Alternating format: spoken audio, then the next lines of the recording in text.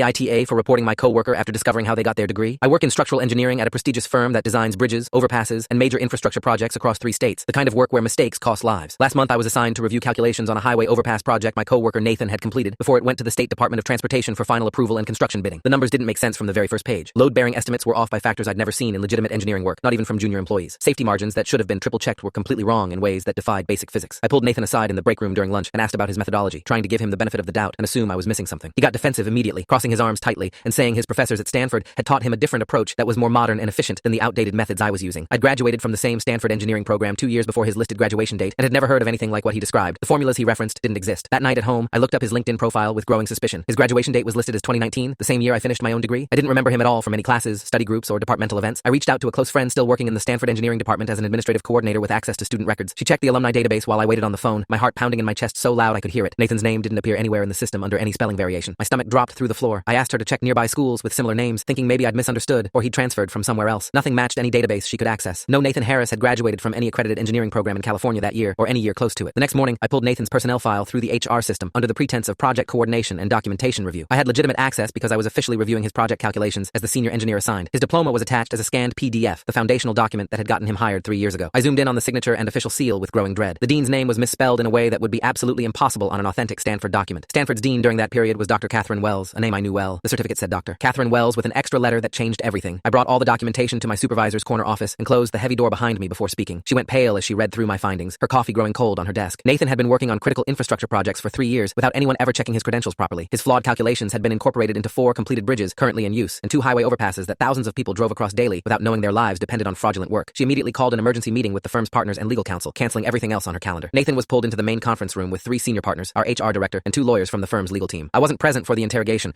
but my office shared a thin wall with the conference room, and I heard every word through the drywall. He insisted the diploma was real, that there must be a database error at Stanford, that he could explain everything if they just gave him time to contact the university. When they asked him to name his thesis advisor, he couldn't produce a name after 30 seconds of silence. When they asked him to solve a basic beam deflection problem on the whiteboard, something any first-year engineering student could do in their sleep, he refused and demanded to call his lawyer instead. The firm contacted Stanford directly through official university channels with legal documentation. University records confirmed definitively that no one named Nathan Harris had ever enrolled in their engineering program, undergraduate or graduate, in any year. A deeper investigation by a hired forensic team discovered his degree was purchased from an online diploma mill based in Eastern Europe for $400 plus shipping. The firm immediately began re-reviewing every single calculation he'd ever touched across 3 years of projects, bringing in outside consultants to verify structural integrity and public safety. State licensing boards across 3 states were notified of the credential fraud within the week. Nathan was arrested 3 weeks later at his apartment by federal agents for fraud and practicing engineering without a license, a felony in every state. 2 of the bridges he'd worked on were flagged for emergency structural review and temporarily closed to heavy truck traffic pending inspection. The firm faced a state investigation, but cooperated fully with regulators and avoided sanctions due to their immediate response. Nathan faced up to 10 years in federal prison and civil liability for any structural failures. Last I heard, he took a plea deal for 5 years.